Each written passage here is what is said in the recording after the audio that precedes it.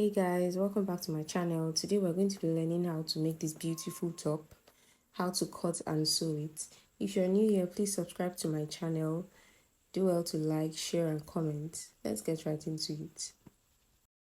So we're going to start by drafting the pattern. As you can see already, I've already drafted the lines we need. I have my starting line, I have my chest line, I have my bust point, I have my under bust, I have my half waist measurement, and also the top length measurement.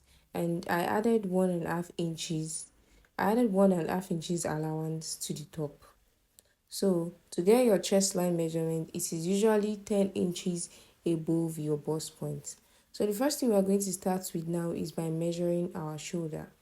The shoulder I'm working with is 15. 15 divided by 2 is 7.5. Then I'm going to add extra half inches allowance, making it a total of 8 inches. And that's what we have right there. So again, to get your chest line, it is usually 2 inches above your bust point. So now on the chest line, I'm going to measure the shoulder measurement, which is 8. And then I'm going to connect the lines, a straight line, as we usually do. So the next thing we're going to do on the chest line, I'm going to be imputing my bust measurement. The bust measurement I'm working with is 33, yes. So 33 divided by 4 is 8.2. I'm going to mark that right there on the chest line. And then I'm going to add the seam allowance, which is 2 inches. If you're working with a fabric that you need to turn with a lining, you might need to add more than 2 inches allowance just to be safe. But I'm not going to be turning with a lining. So now the next thing we're going to do is to get our armhole curve. So that's what we're going to do next. But before we get our armhole curve, we need to get our neckline so that we'll be able to make the shoulder slant.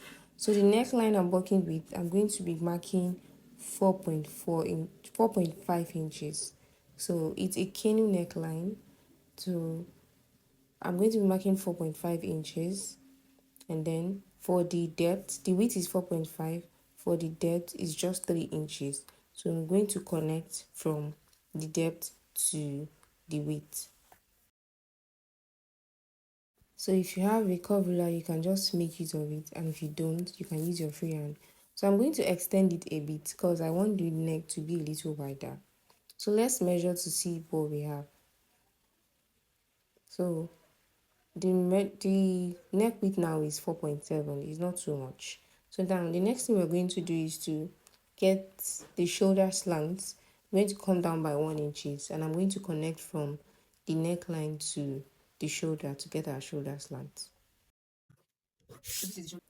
So we have our shoulder slant. The next thing we're going to do now is to get our armhole curve.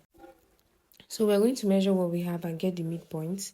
So 7 divided by 2 is 3.5. So that is what we're going to mark. And then we're going to mark half inches allowance inward. And then we're going to use our ruler to connect from the midpoint to the chest line and also to the shoulder line.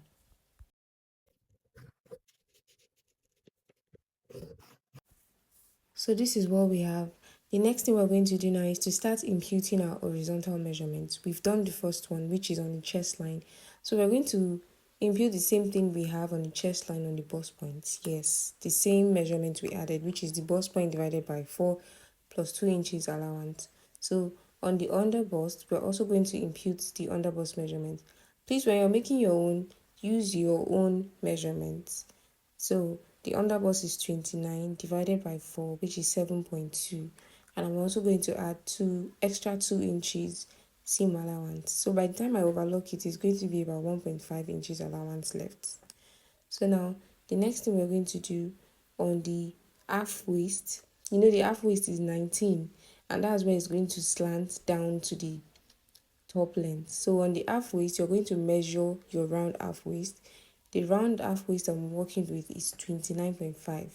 So I'm going to be dividing that into 4, and I'm also going to add 2 inches allowance. Yeah, so at the top length, we're going to be using our hip measurement, round hip measurement for it. So the round hip measurement I'm working with is 38. 38 divided by 4, I'm going to impute that plus 2 inches allowance. 38 divided by 4 is 9.5 or 9.6 thereabout. So the next thing we're going to do now, we're going to connect the lines together.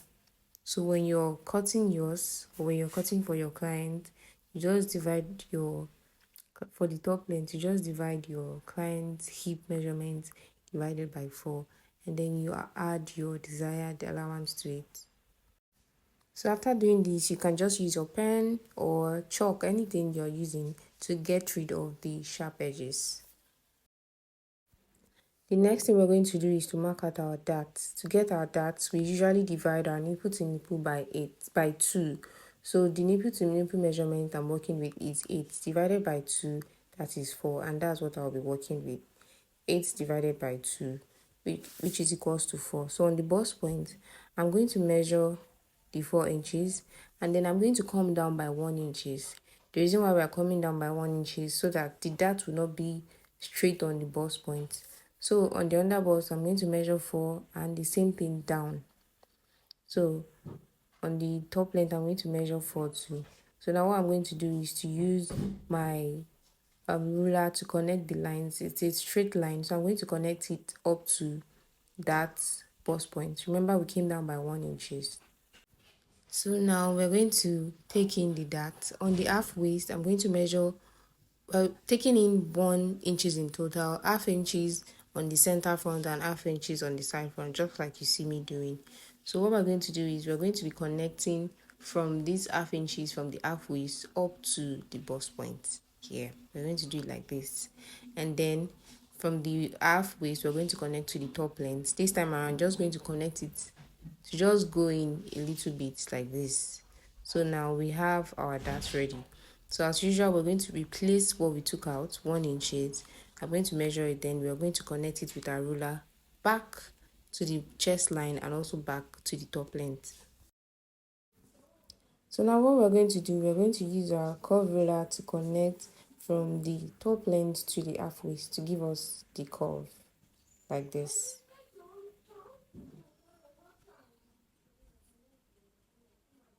So this is what we have. I'm not very satisfied with this, so I'm just going to use my pen, my freehand, to just give it the curve I want. So you can also do the same, but if you get it with your curve ruler, then you don't need to do it.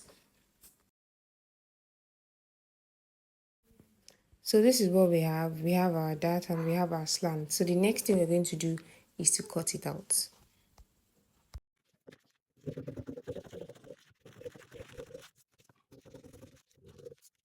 If you're someone that forgets like me, please add your half inches allowance on the shoulder. Or if you will remember, then you can just add it while cutting your main fabric.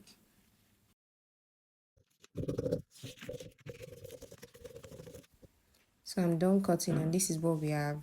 It is gradually making sense. The next thing we're going to do is to eliminate the dart. And the reason why I want to eliminate the dart for the front is I don't want it to look tacky. The dart is just going to be for the back alone. So usually what we do is this. We're just going to try and fold it like this. Just be patient with it. Try and fold it like this. Then you're going to use your tape to hold it down. So when you're cutting on your main fabric, that means you don't need to add the dart again because you've already eliminated it. You've taken it out. So just watch as I do it.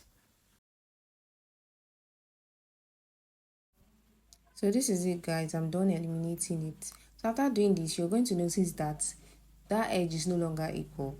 So there are two ways to it. You either add your paper and make it equal, or if you're an expert, you can, when you are cutting on the main fabric, you can just trace it out and make it equal. But for the sake of this tutorial, we're going to be using the paper. So what we're going to do is we're going to tape the paper to it, this extra paper to it, and then just turn it, we're going to turn it from the back, tape the extra paper to it, and then we're going to try to mark out the ones that we're going to try to make it equal here. So I'm just going to cut out the excess I have at the edge. After doing that, I'm going to use my pencil to trace it. So I'm just going to be using my freehand. So I'm just going to trace it and make sure that it is like what it was initially. So this is it, guys. I'm just going to cut it out. So this is it, guys. We have our front pattern ready. The next thing we are going to do is to draft our back pattern. So this is the back pattern. We're basically doing the same thing, just with a slight difference. So if you notice on this pattern, I've already marked out, we have a straight line here, and that's the zipper allowance. So I measured 1.5 inches right from the top to the bottom. So now we'll now start getting our other measurements. The difference is we're just going to start from after this 1.5 inches zipper allowance. So I added my shoulder allowance, my shoulder measurement, which is 7.5 plus half inches. I came down by 1 inches after marking the neck width. It's the same neck width. And then the same way I got my armhole curve, that's how I did this if you watched from the very beginning to the chest line.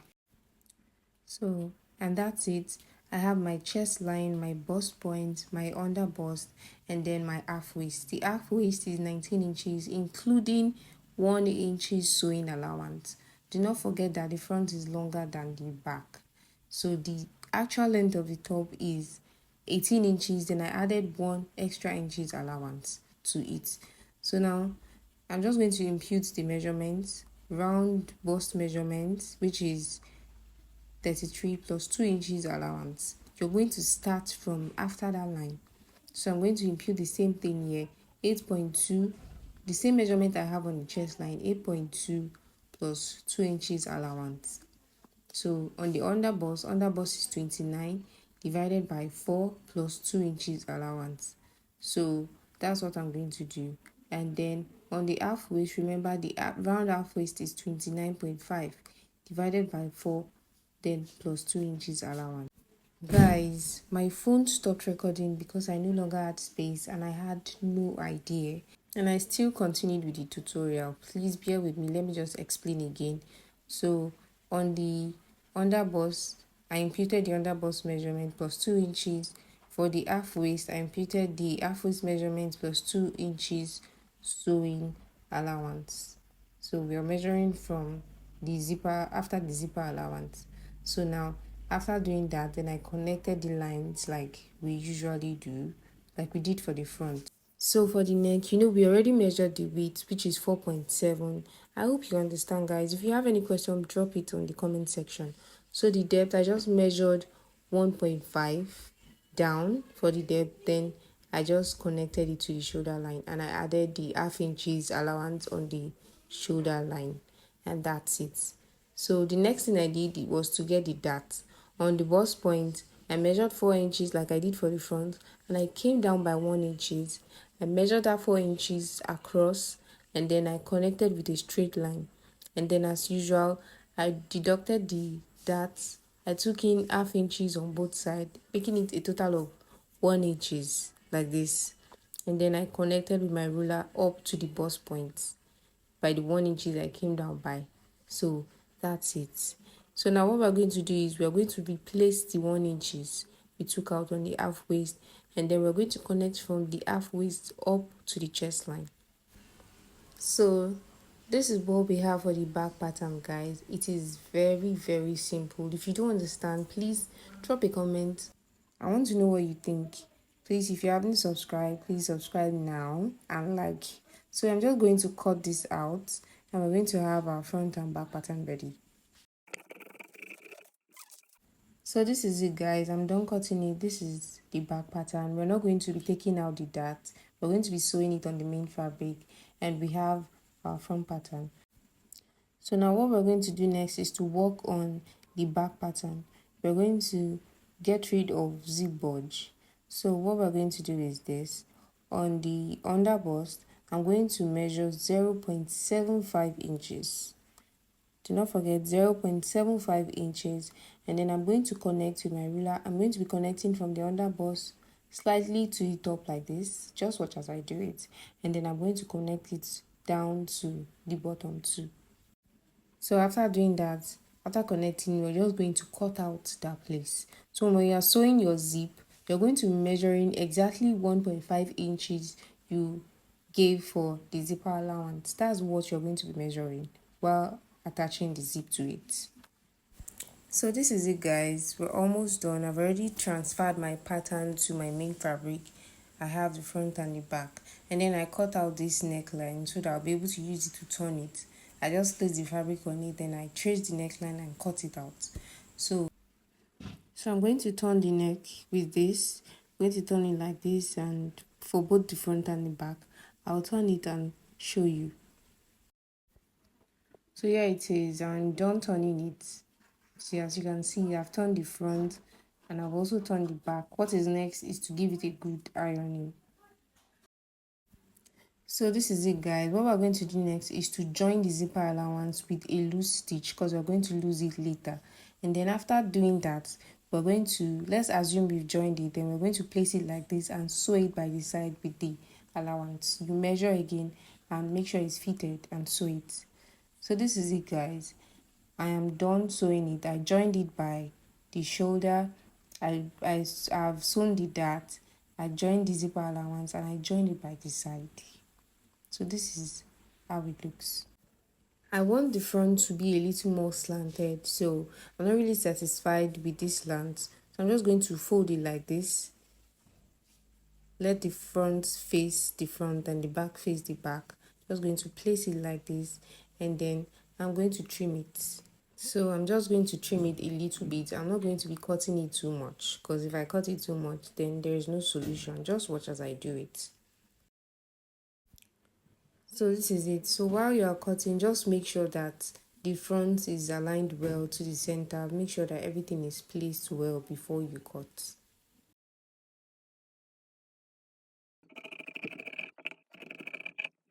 So this is what we have after cutting. You see how defined it is. So now what we're going to do is to fold it in a little bit like this, and I'm going to sew it round and give it a good ironing.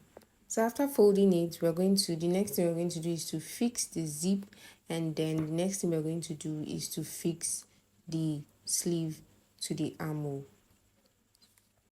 So before fixing the sleeve, you're going to measure the armhole to make sure it is still up to what you have. It is fine if it is not up to it, just measure it.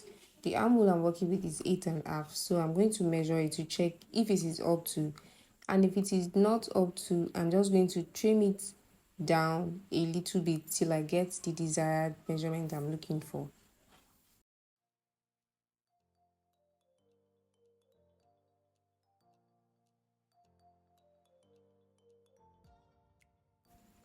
Okay, so guys, this is what we have. While folding, I opened the joining by the side a bit so that I'll be able to fold. Then I'm going to join it back. So I did the same thing too for the other side before folding. So the next thing we're going to do is to fix the zipper and also the sleeve.